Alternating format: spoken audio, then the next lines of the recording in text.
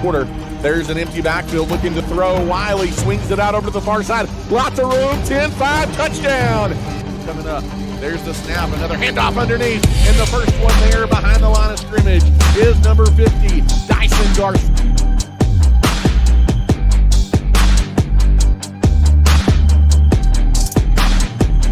Sideline. Fake that, or that's actually the snap to Micheletti. Micheletti takes off. He may have his second touchdown of the night, and he does.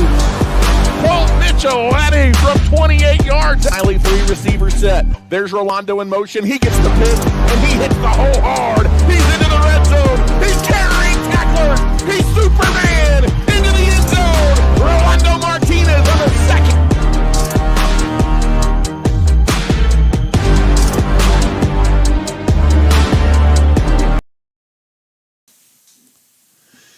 And good evening, Abernathy, Texas. Good evening, fans of the Abernathy Antelopes and Lady Lopes. Season 2, Episode 2 of Outside the Box. I'm voice of the Antelopes, Ty Horsford, alongside the other guy, Chance Rocha.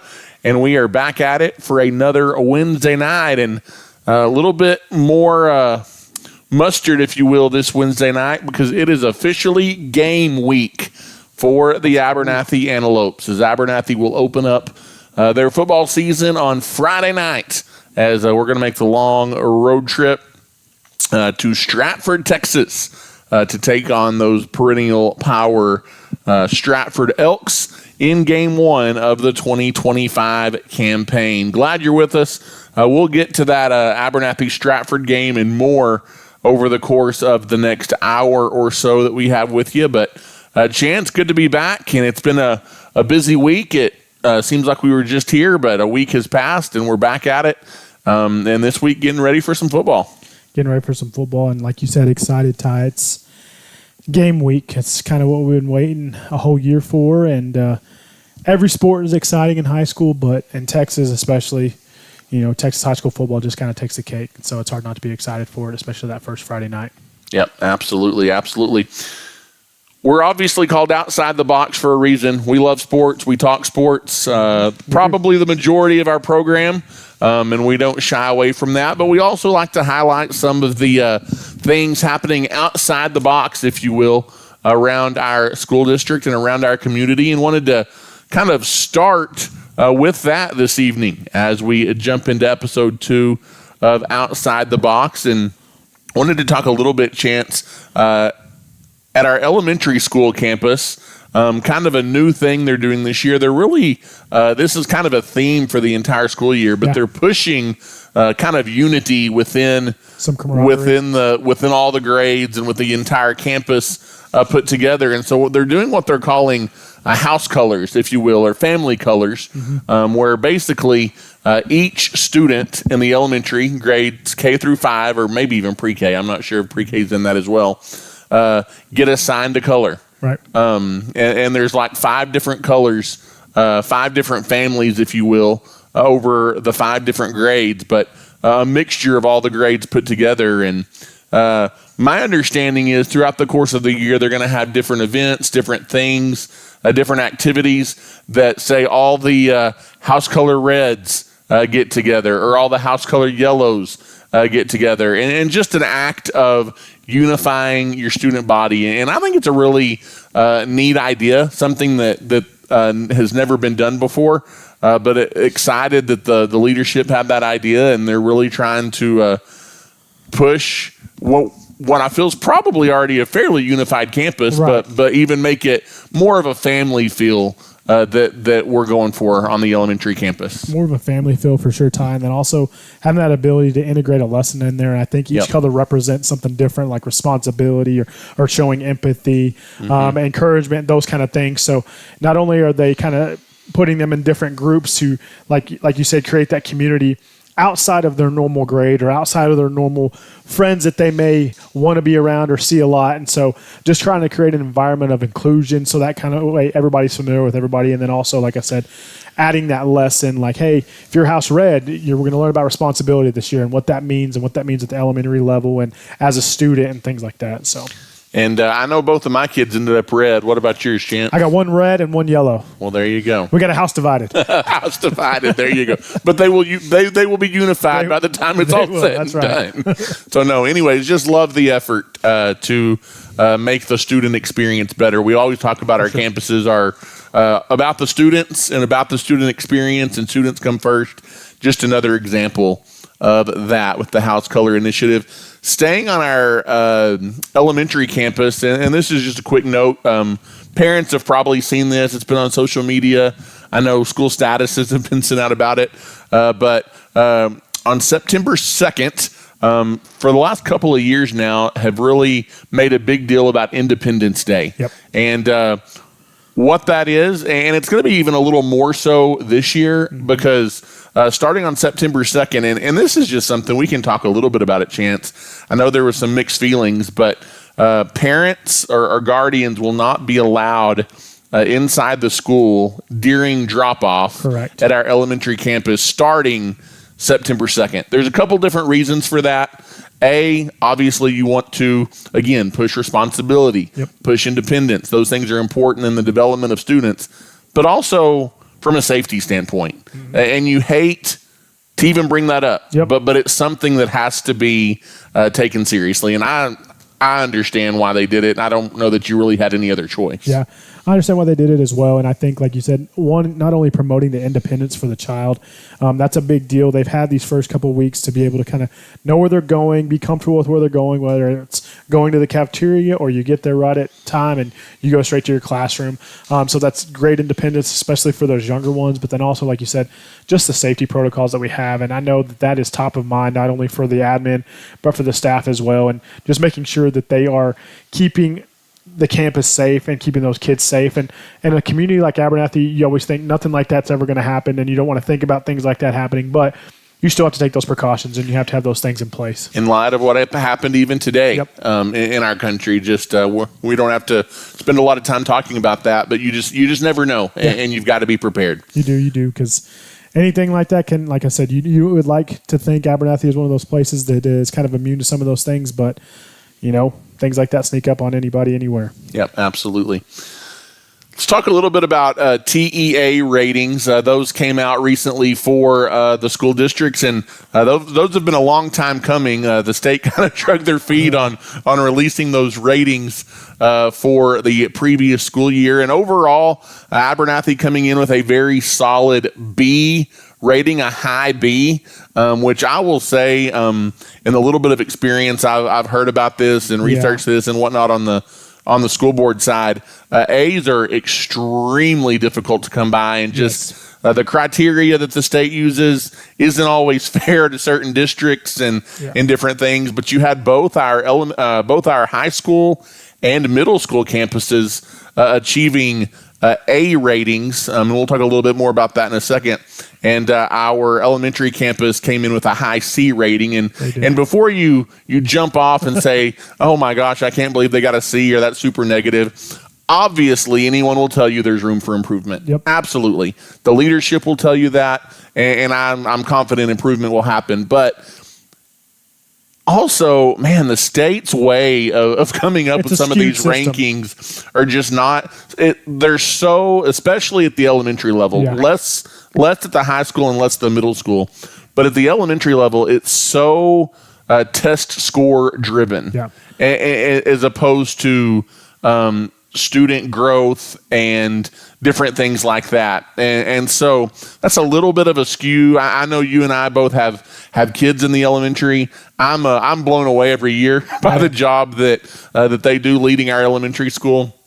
And the crazy thing about it is, and someone explained it to me like this the other day, Chance, you could have a student that this year scored a 95 on the math STAR test. Next year they score a 92. Technically, you lose points they're both A's, but you lose points because the student technically didn't grow. So if you've got a bunch of high scores, it's hard to show that growth sometimes, and you lose points in the accountability ratings, if you will. So it's kind of a weird system, but all in all, very proud of the B rating that our school earned. Yeah, I'm very proud of that, Ty, and I think We were in our district known, but like if you look at the other schools around us, there really wasn't any. I think there may have been one A, a couple of Bs, and then some other schools that are similar to our size. Most of them came in with the overall C rating. Some of them were a little bit below that. And those are, once you get below that C rating, that's when you start to see some of the things like that you could possibly worry about. Again, like we talked about, the numbers are kind of skewed. I would much rather have a staff and an administration that is worried about the individual growth and the individual care of each kid and making sure that they're learning and not teaching to a test. I understand the test is there for a reason, but the big thing for me is making sure that the kids are getting the things they need, the things they need to be taught. And so, again, still proud of the elementary, love the admins, love the staff, and congrats to the rest of the middle school and the high school as well, too, on their ratings. And I know we're going to kind of talk a little bit about that as well. Yeah, as obviously the high school received an A, but the big story was kind of our middle school campus. Principal Ollie Hart and company there at the middle school. 5 years ago, our middle school rating was not great. Yeah. As there was lots of improvement that was needed. And Miss Hart and her team there have really gone above and beyond over the last 5 years to improve just all aspects of our middle school campus. And I believe they might have been, don't quote me on this, I'm not sure, maybe a low C, something, I don't know, about 5 years ago. Yeah. But they were one of the rare campuses in our area that got an A rating this year. And so they've come a long ways, and Miss Hart was actually recognized at our last board meeting in Abernathy for her efforts, and kind of celebrated the success that our middle school campus had, and that was cool to see and cool to be a part of. Well, and it's cool to get that appreciation, because I know that between Ollie, Coach Fortune, Karen, Nick, and all the staff and the teachers that are there, they've done an excellent job. And I can speak just with my daughter being in the middle school the last 3 years, and just the attention to detail not only they showed for her and all the teachers, just they want to see that growth and they want to see those things, just similar to the elementary. And like I said, with Lakin going into high school, we've already seen that attention to detail as well from the teachers in just these few weeks of school. So no matter which campus you're on, Ty, I think that all of our kids are in good hands. We always talk about Abernathy being a special place, and feel like our TEA ratings just further exemplify that. And so good job to all those involved in leading our campuses. Quickly, Chance, before we switch gears and talk sports and have some interviews, I always want to give a shout out to our sponsors who make not only these Outside the Box podcasts and reports possible, but also every Friday night. And we know you guys love tuning in on Friday nights. We love being there on Friday nights. These sponsors make it possible. MC Master Roofing and Construction, along with Code 3, our title sponsors for this year.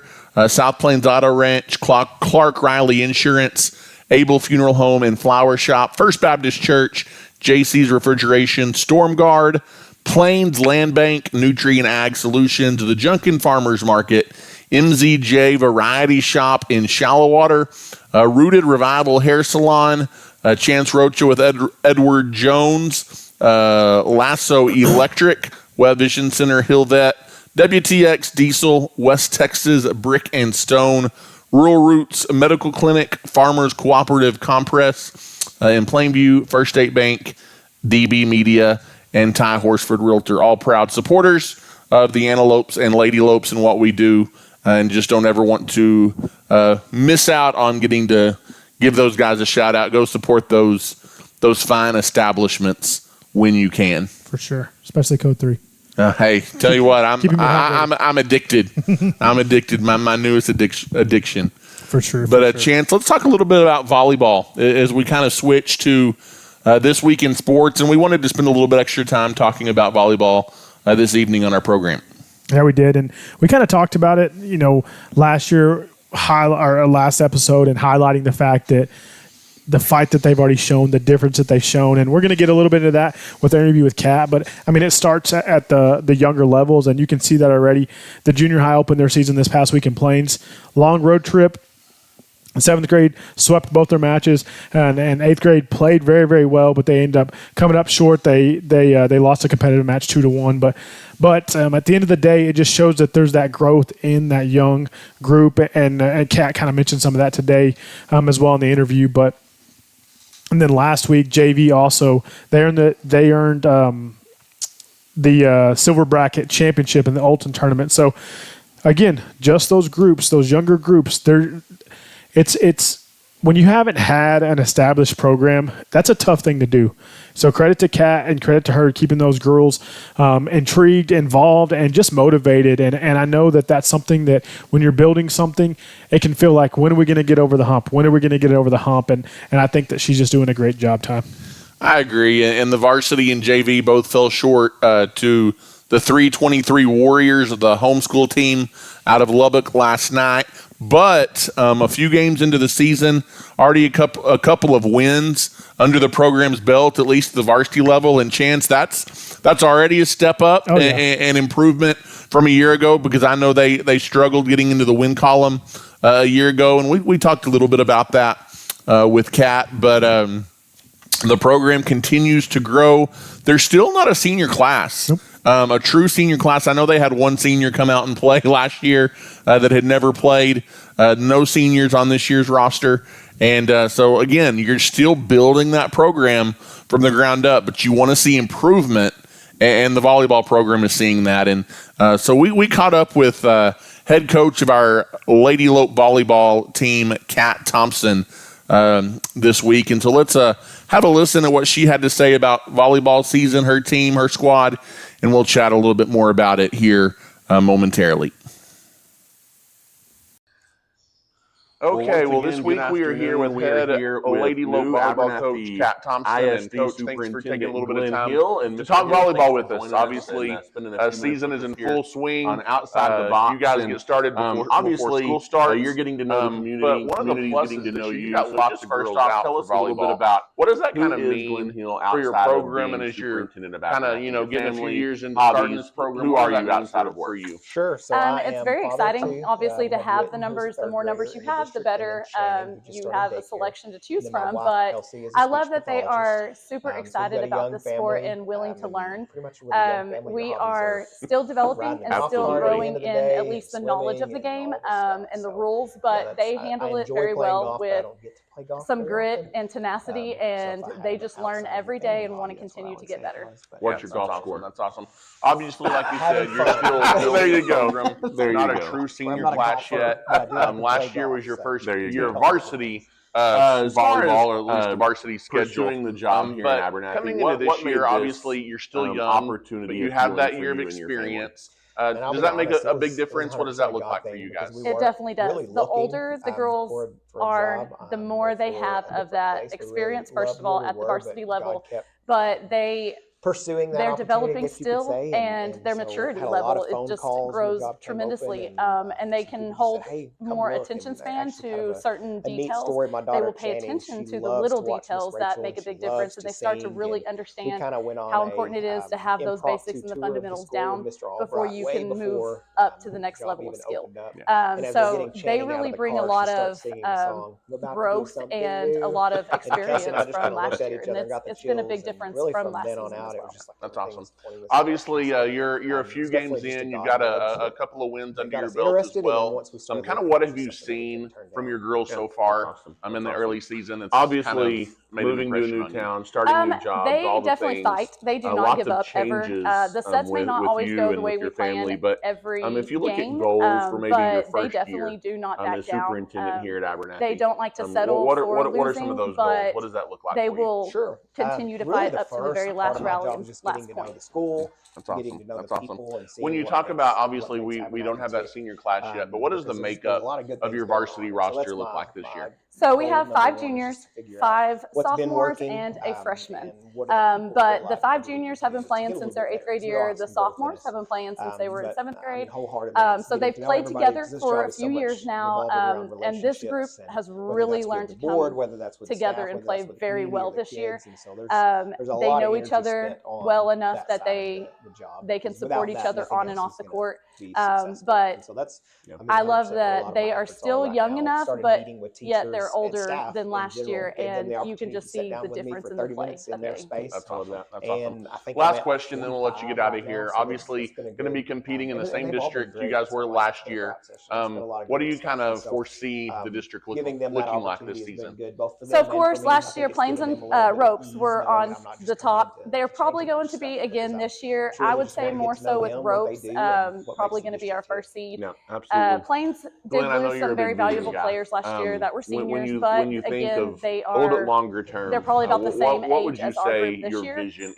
And of course, they've been around volleyball a little bit longer, but I think that we have shown and proved that we can compete with our district, and I think that our girls will step up. We do have a pretty, I would say, a pretty tough preseason to get us ready for district. We've played some big schools, and we have fought with them, even though we may not have come out on top on all of those games. The girls definitely learned a lot, and again, it brought their level of play up, and so I think they'll be ready for district this year. That's awesome, Coach. Well, thanks so much for taking a few minutes with us. I know you got practice to get to, but good luck the rest of the way. Thank you very much. Opportunity. I just get to find out what people want. And okay, well, this week we are here with head Lady Lope volleyball coach. Okay, welcome back, and we apologize. I think there might have been some overlap or technical difficulties there. Not exactly sure what was going on, and hopefully you were able to hear the majority of that interview with Coach Kat Thompson, and just talking about I love she's excited, Chance, about the number of girls coming out for her program this year. Obviously, over 30 girls out for volleyball, and when you're trying to grow a program, that's a big deal. And so there's lots of positive things happening on the volleyball side. Lots of positive things happening for sure. And I like the fact that she mentioned just the more time that those girls are spending together, the more reps they're getting, it just bringing them closer together, and they continue to fight. It doesn't matter if it's, they're down X amount of points. They fight till every last rally, till every last point comes in. And I think that just shows the grit that they want to play with. And I think as this group continues to grow and you have a true senior class next year, they're going to continue to make, leaps and bounds. But also the fact that she was honest about the growth that they're going to see. And she mentioned the two teams, Ropes and Plains, that are likely going to be at the top of the district. And, she knows that, but also setting the bar with a tough schedule that they've played. And she mentioned that as well to kind of get them ready for that district that they're going to see coming up here in a few weeks. And I love, obviously it's a competitive district. She talked about, Chance, with the likes of Plains and Ropes, who both have really good programs. But she was quick to say that she expects to compete in district play, and she thinks they'll be a lot more competitive than they were a season ago in district play, and so maybe they'll compete for one of those final playoff spots in district, Chance. But Coach Thompson's doing a great job with our volleyball program, and they continue to improve, continue to get better, and I think the brightest days are definitely ahead for the Lady Lope volleyball team. If you haven't had a chance to get out and catch one of their games, I would encourage you to do so. They're a lot of fun to watch, very, very high, quick-paced, fast-paced. They're exciting. If you've never watched a volleyball match, definitely go out and do that. The JV volleyballers are back in action tomorrow, and then this weekend in the Tulia tournament. And then next Tuesday, the JV and varsity will be back at home against Idalou, and then the junior high will be in action or in Abernathy against Olton on Monday. Yep. So busy week, like we talked about it. Fall gets going. Once volleyball gets going, it's like Mondays, Tuesdays, Thursdays, Fridays, Saturdays, everything's happening. And speaking of Saturdays, cross country, Ty, they had their annual Rust Buster. They knocked off the rust there at the LCU, the old golf course. It's kind of interesting. They built out that 9-hole golf course, and then they said, you know what? That's perfect for cross country. And so that's what they run. And I think they may use it for a golf practice facility now, but they went out there and ran, and it was a good little group. And it's just cool to see that group compete. You have your runners, and cross country is very interesting. It's very similar to track. You're typically not going to see Abernathy play a Monterey or a Coronado, but out in cross country, you got Monterey, Coronado, Odessa, everybody, and then Abernathy's right there running with them. And so you can kind of gauge yourself. And some of those bigger schools, they tend to have pretty elite runners, and you can tell that. But it's pretty cool when you see an Abernathy, a Plains, a Floydada coming in right at the likes of some of those 5 and 6A schools. And so kind of a different race we talked about. Not sure how they placed it out because it is a relay format. It's not a true cross-country meet. But I think they did very well, and look for them to compete again this Saturday and A-Cup, Texas at Roosevelt, and this will be their first official meet of the season. So if you're making that long trip home from Stratford, get up bright and early and go watch some cross-country. Yep, absolutely. Let's take one quick timeout, and we will be back for the final segment of our show. First State Bank of Abernathy has been leading the Abernathy area banking industry since 1909 and is a staple in the community. We offer a full scale of banking services at First State Bank and are proud to be locally owned and operated. At First State Bank, we value the relationship with our customers and want to see them be successful in everything they do. If you have any questions, you can drop by and see us at 402 9th Street or give us a ring at 298-2556. Everyone at First State Bank is cheering on the Antelopes and Lady Lopes this season.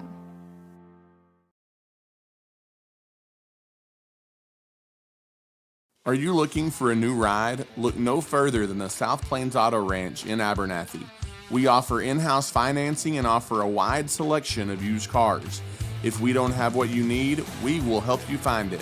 When buying a vehicle, you want local people you can trust, and that's exactly what you'll find at the South Plains Auto Ranch in Abernathy. Located on the south end of town between the West Service Road and Avenue D, we are your used car one-stop shop. Give us a call today at 298-2200. And as always, we are a proud supporter of the Antelopes and Lady Lopes. And welcome back here to Outside the Box as we head into our final segment, Chance, and selfishly probably our favorite segment when we get to talk some football. But it is game week for the Abernathy Antelopes as the 13th ranked Stratford Elks are on deck this Friday night, 7 p.m. We will have the broadcast for you at approximately 6:40, 6:45 with an airtime on Friday night from Stratford. But Chance, it will be a good one. The Antelopes and the Elks, and a little bit of unfamiliar territory for the Elks. You talk about, they're ranked number 13. That's awesome. They're picked second in district. That's great. That is probably substandard for the perennial power from the Texas Panhandle. Yeah, it's definitely uncharacteristic for them not to be the district favorite for sure, but they are in a district with a tough Groover ball club that proved that they can handle it. And then also, I think the biggest caveat when you're looking at the rankings from Dave Campbell's is you're losing your 4-year starter. Yeah, Bryce Braden. Your Division I commit. But we kind of joked about it. You lost your 4-year starter at quarterback. But his backup played the majority of the year last year, and he was first team all-district and threw for 1,300 yards and 18 touchdowns. So he's familiar with it. I think he can handle the job, but it's definitely going to be a different dynamic. Typically they line up and run the ball. They're probably going to throw the ball a lot, and we always say this. What we say they're going to do, they may do the opposite, but they may come out and hand it off 60 times. I don't know. they might. And that's another thing with a team like Stratford. Coaching staff is deep. You're probably going to see a lot of things, a lot of adjustments in game, and they're typical. They can mix things up because they have that core group, and we always talked about it. Wiley mentioned it a little bit, so I don't want to get into some of what he said, but, you also have to look at it from the standpoint of they're going to be well coached. Even if they're unexperienced, they're going to be very well coached. Yep, absolutely. Taking a look at kind of the makeup of Stratford, they returned 7 starters from the offensive side of the ball and 8 on the defensive side of the ball. So they do have some veteran leadership coming back off of a team that went 3-1 in district play and 7-4 overall a season ago. They lost to Wink in the second round of the playoffs. That's an earlier exit than what they're used to. They're just 2 or 3 years out from winning a state championship in Stratford, and it wasn't their first. They're always one of the favorites to make that run to Jerry's World. We talked about Dave Campbell's having them pegged second in district, but it's not ever rebuild in Stratford, it's reload. And so expect one of the tougher games of the season right off the bat on Friday night. Yeah, expect some of that. And, when you look at it, look at the numbers and look what the picks are, most people are picking Stratford. I think there's about an 11-point spread. So not quite a toss-up, but pretty close. And I think that's just leaning to us having to drive the 3.5 hours to Stratford. They may have a little bit more experience coming back. But also we have a lot of wrinkles that they haven't seen as well. And so I think that one of those things to look at, Ty, is the fact that we may play a lot different than they're going to play, and they're going to probably lean on some things that we haven't seen. But I don't know. I don't know how I feel about it, but I'm excited. So speaking of their quarterback, I kind of hinted at that. Players to watch for Stratford. Chase, help me with that last name. Lentellamy something. That's a name for sure. Chase Lentellamy, he, like I mentioned, last year in kind of a backup role, he still threw for 1,300 yards and 18 touchdowns. So he played a lot because Bryce Braden, who, like I said, your Air Force commit, was in and out a lot last year. So he has tons of experience, and he threw a lot to Darius Jones, who's coming back. He had over 700 yards last year, and then Hudson Holland will anchor the offense. Those two will share a lot of the kind of action on the wide receiver side. And then their running back, Alex Romero, he's a newcomer, but he's definitely going to be their lead back as far as rushing attack goes. Yeah, absolutely. So expect a formidable foe in the Stratford Elks on Fridays. We switch gears and talk a little bit about the Abernathy Antelopes. They're going to rely on speed. We talked about it last week. Speed at the skill positions, talent at the skill positions. And we talked to Coach Wiley. We'll get to that in a minute. But he kind of made the comment, it may look a lot like a basketball game or a track meet on turf, if you will. So it's going to be a little bit of a different look, an exciting look, I think, an exciting brand of football. I think Abernathy fans over the last 2, 3, 4 seasons have gotten used to hand off to Rolando, follow the big boys up front, run downhill. It's not going to be quite as much that look of an Antelope offense. Yeah. You're still going to see some run plays and some run things, but it's going to definitely be a lot more finding the gaps, getting to the outside, that type of thing. And I think that that's what you have to do, and that's what any good, I saw an interesting thing, and it said, what is the most dynamic offense, that you can run in Texas high school football? And, there was a coach that said, what you can do is run an offense that is compatible to the players that you have. If you have guys that you need to run the wing T, run the wing T. Or if you're playing a defense, that's what's going to – so being able to morph and move to that, and I think that's what Coach Wiley, Coach Blasquez, and the rest of the staff have kind of done this year and said, hey, we got a lot of skill guys. Let's do our best to get them the ball and get the ball out there quick and kind of let them do their thing. And so very, very excited about that. I talked to some of the players and the experience level. A lot of those guys, those juniors coming in, they were sophomores last year. Their eyes were wide open. You're playing Stratford the first game in Abernathy. Yep. A lot of them. And Bryce Braid's a man-child, just like steamrolling people like a grown man. Yep, for sure. And so talked to a couple of them, and they were definitely like, hey, we're nervous, but at the end of the day, like, we kind of know what to expect from them now because we've seen them. They've had that little 1 year of varsity experience, and so pretty excited about that. Without further ado, let's kind of hear what Coach Justin Wiley had to say about the Antelopes as he kind of previewed Stratford a little bit and just the season in general. Well, once Coach, again, good afternoon. We are here with new Abernathy ISD Superintendent Glenn Hill. And Mr. Hill, thanks for joining us and spending a few minutes with us here on Outside the Box. And obviously, you're getting to know the community. Community's getting to know you. So just first off, tell us a little bit about who is. I think our kids have worked extremely hard all through the summer workouts. Who are you outside into the start of the football camp this fall. They're doing the things that we ask them to do. I think overall we're pretty deep in some skill positions. We're pretty thin along the line. You got to stay healthy. Any 2A team will tell you that absolutely. All it takes is 1 or 2 rolled ankles and things will get hard in a hurry. So I think as long as we can stay healthy. Okay. I have no idea what's going on technology-wise because the backlay of those interviews is not even anywhere in our system. Yeah. So I don't.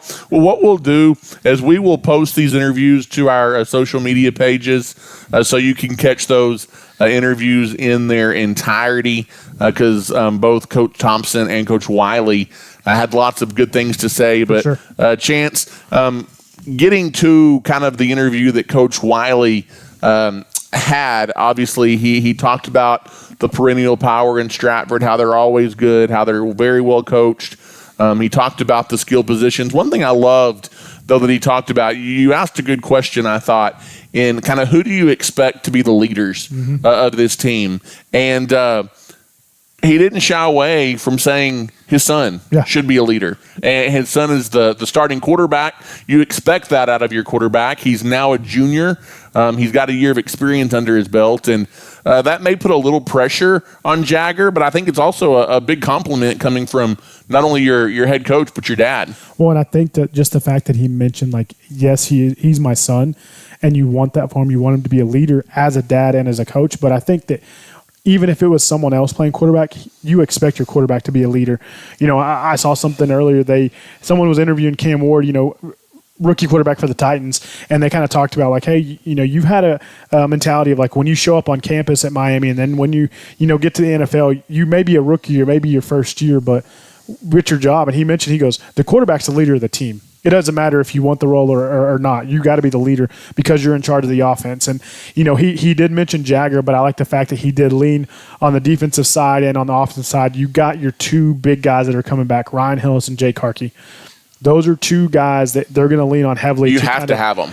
To push the rest of that inexperienced line that you may have. Some guys that may not have as many reps or may not be as familiar with things as they are. And especially, talk about pressure. Jay Karkey, preseason, MVP in Dave Campbell. So he may not read that things. You may not read your own press clippings. But for me, I think at the end of the day, you want some pressure. But you also want to make sure that you're setting the expectation and kind of measuring yourself by by a certain stick. And I know that coaching staff is going to kind of put what they need on them to be successful. And I'm excited to see all three of those guys, as long as some other guys that we're going to mention here.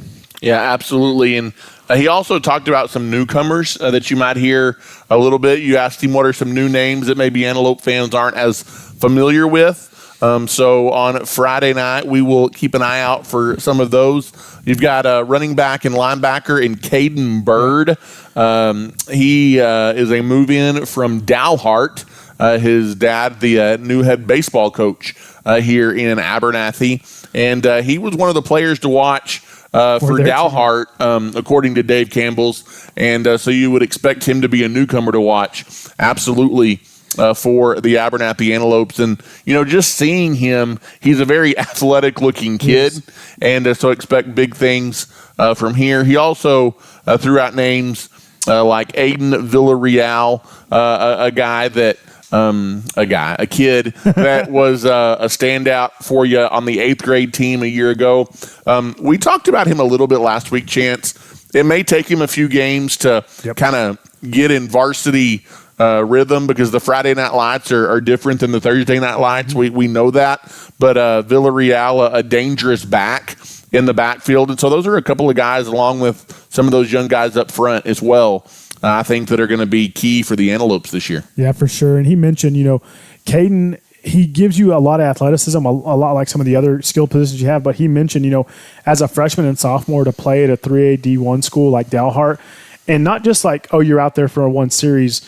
Like I said last week, he was their second leading receiver, and he was their their fourth leading rusher as a sophomore last year. And they played the likes of Bushland and Shallowater. So he's seen some of those big teams and played up against that. So you may see him line up in the backfield, line up in the slot, and then on the defensive side as well. And, you mentioned Aiden. He's in the same grade as my daughter. I got to see him for 2 years, and he's one of those kids in 7th and 8th grade. It looked like he didn't belong out there because you gave him the ball and it may be a 50 or 60-yard touchdown every single time. And so that's not probably going to be the case at the varsity level. So that's going to take some adjustment because the speed is different. Everything's different. The guys are bigger, but he's one of those guys, if you give him a wrinkle and you give him some space, he can make some special things happen for sure. Yeah, absolutely. In addition to some of those names as players to watch You've got Colt Micheletti on both sides of the ball, but I think you're going to see him and hear his name a lot on offense when the Antelopes have the ball. He spent the latter part of the season a year ago injured, so didn't see a whole lot of what he could do.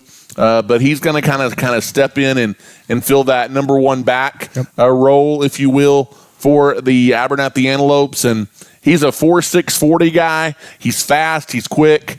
If he gets an open space, he can make you pay in a hurry. And then wide receiver Darian Duval. He's going to be one of your leaders in the receiving corps, Chance. He had over 660 yards receiving a season ago, and expect him to make a name for himself as well here in 2025. No, I agree. And, Darian, as well as Dre Midfield, is probably going to be another name. Both of those guys, a lot of them split time, whether they just played offense or just played defense. Those are going to be guys that, as juniors, they're going to probably be playing a lot of snaps on both sides of the ball. And so that's going to be exciting for them. But names that you're going to hear quite frequently, and there's going to be guys out there that we may not have highlighted them. And, that's why you play. That's why you line up and play and kind of see who's ready and who's ready when the lights are shining brightest, for sure. Yep. So, Chance, if you take a look at keys to the game as we kind of put the wraps on our preview of Friday night's matchup with Stratford. Obviously, going on the road, going to a tough place to play against a perennial power, you can't dig a hole. You've got to start fast and avoid digging a hole. And then whenever you play a team like Stratford, Chance, that is well coached, who on paper probably is the favorite, you can't beat yourself. Yep. You just absolutely can't beat yourself. And then get the ball to your playmakers. Your line doesn't have to give you all day, but they've got to give you at least enough time to get get the ball into the hands of your playmakers in open field and in space. And that's going to be your best chance to beat Stratford. Yeah, for sure. Like you said, you don't have to block for 10, 15 seconds, but just get in the way. Get in the way and let Jagger kind of get the ball out or let him hand it off, whatever it may be. And I think it's going to be, rise to the occasion. Step up, kind of like what, you asked Wiley, like, there really isn't a guy that's proven. You had starters last year that are coming back, but a guy who's proven, and that's where you kind of see that develop in the preseason. And what better way to start it on Friday night? Somebody kind of rise to the occasion and kind of show that they want to be in charge and take control, whether it's on the offensive or the defensive side, for sure. Well, I don't know if it's my favorite or my least favorite part of the program, but some Friday night picks, Chance, as we take a look at the matchup with Stratford. And this is something we almost forgot to even put on the docket, so I have no clue what you're going to say. You have no clue what I'm going to say. And I don't mind starting. I always have a hard time picking against the Antelopes. I think there are a lot of questions on the Antelope side, a lot of unanswered questions, more than anything with that offensive and defensive line. And I think when you play a team like Stratford, that's not who you want to play when you're trying to figure out the offensive and defensive line. Right. And so I think you might potentially struggle some there. And maybe I'm wrong. Maybe we come out and we handle our business up front, and that would be great. I would happily eat crow on that. But I think you're going to have a hard time going to Stratford and getting a win. I would love to see you go. I want to see you play well. I want to see you compete. I want to see you stay healthy. But in the end, if I'm trying to be realistic about this one, I'm probably going to pick Stratford. I'll say 32-20. The Elks come out on top on Friday night. I hope I'm wrong. But that's what I'll say. I'm in similar agreement. I think it's going to be, if we play our game and we see kind of the team that we saw in that first scrimmage and what we heard about in the second scrimmage, I think if we play that game and we don't let them push us around, I see it being a toss-up. Like I said, Dave Campbell's had an 11-point spread. I can see it being, a one-possession, maybe a 10-point game. But, going to Stratford kind of gives them the edge a little bit. Like you said, you hate picking against the Lopes and you never want to do it. But at the end of the day, I think that may give them a little bit of the slight edge. I could see it possibly being a a 34-28 ball game, 34-21 ball game, late. But I think that if we play our ball game, we still have that opportunity. And like you said, my big thing is want to see those guys grow, get some experience, and just going out there and you don't want to lay an egg. You want to play sound football and make sure that you're playing competitive against a tough Stratford ball club. Yep, absolutely. But, hey, I hope we both go 0 for 1 on our picks. I would love it. We are going to be there, and we're going to be just like the rest of you cheering for an Antelope victory on Friday night when you make the trip to the Stratford Elks, the 13th-ranked Stratford Elks. And so that promises to be a good one, Chance, and that's a very quick. I feel like we said a lot in a short amount of time, but gives you a little bit of what to look for when Abernathy faces Stratford. And again, we apologize for some of the technical stuff on those two videos. Again, I have no idea what happened, but we will be sure you get those videos, those interviews in their entirety on our social media pages. We really appreciate both Coach Kat Thompson and Coach Justin Wiley for taking some time out to visit with us. And Chance, we've got some another show coming your way next Wednesday night. But before that, if you don't make the trip to Stratford, I know a pretty good broadcast. You should check it out. We got some good sponsors and a good community. So y'all support us and watch that game. And like I said, hopefully we're wrong and hopefully the Lopes come out on top. It'd be a lot better drive coming home with the victory. That's for sure when you're making the 3-hour trip all the way up into the Northern Panhandle. That is absolutely right. Until Friday night at about 6:40 with our pregame, 7 o'clock with the kickoff. Let's say good night. God bless. And go Lopes.